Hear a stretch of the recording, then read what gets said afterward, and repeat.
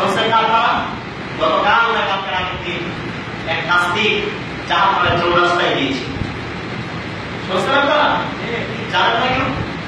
সে নাস্তিকের নাম কি?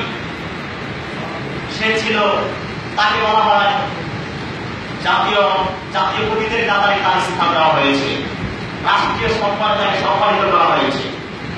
কিন্তু আমি বলি সে হচ্ছে কুখ্যাত নাস্তিক, জটিল সাহিত্যিক। ঠিক না বলেন? তার অনেক কাব্য আমি পড়েছি, তার প্রত্যেক কবিতায় ইসলাম বিরোধী বক্তব্য। আর সে যুবক যুবতীদেরকে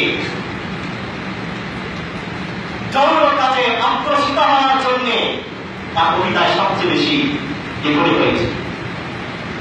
সেই লোকটা বলেছে, ডাক তুই জোরে জোরে ডাক, যেন মসজিদের রাজা না শোনা যায়। বলেন তো, ডাক তুই জোরে জোরে ডাক, যেন আমি মসজিদের রাজা না শুনতে পাই। মসজিদের রাজা তার কাছে কাকের আওয়াজের কা কা, এই আওয়াজের চেয়েও নিকৃষ্ট ছিল তার কাছে মসজিদের রাজা। বলেন তো সুবিধা।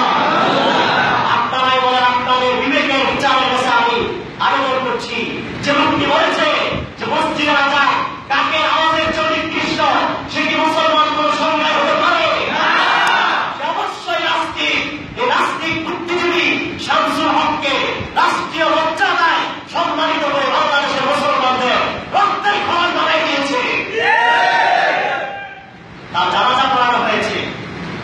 যে ইমাম তার জানাজা পড়িয়েছে, আমি তাকে পুরুষ করতে পারি না, সে কাপুরুষ। নাস্তিকের জানাজা হয় না। আল্লাহর কোরআনের নির্দেশ আমাদেরকে মানতেই হবে।